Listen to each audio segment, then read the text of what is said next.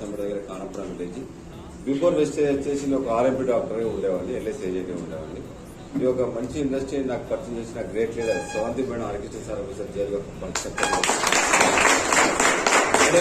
ఇండస్ట్రీలో income plan కానీ ఏదైతే లీడర్స్ ఎట్లా బిల్డ్ చేయాలని నేర్పించిన గ్రేట్ లీడర్స్ రమేష్ ముండోడ సార్, అదే రంజు సార్ ఒకసారి గ్రేట్ గా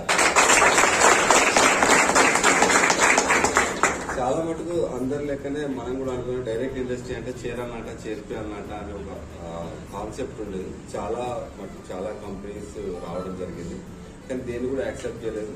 ఈ డైరెక్ట్ మార్కెటింగ్ లో అంటే నాకు వెస్టేజ్ లో బాగా నచ్చిన ఒక పాయింట్ ఏంటంటే క్యూములేట్ సిస్టమ్. అంటే ఈ మంత్ మనం బిజినెస్ చేసినాం అనుకోండి, నెక్స్ట్ మంత్ అది మైనస్ అవ్వదు, ప్లస్ అవుతుంది.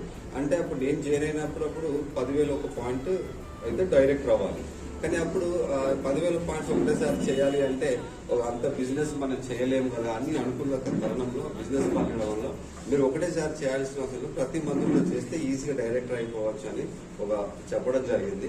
నేను డైరెక్టర్ అవ్వడం ఈజీ అంటే నా కింద వాళ్ళు కూడా ఈజీ కదా, అందుకని ఒక 3 డైరెక్టర్లు అయితే కార్ వస్తుందని నాకు ఎప్పుడైతే రమేష్ ముండోడ సార్ అది పెట్టాడో అది బాగా కనెక్ట్ అయిపోయి ఆ రోజు నుంచి వర్క్ చేయడం జరిగింది.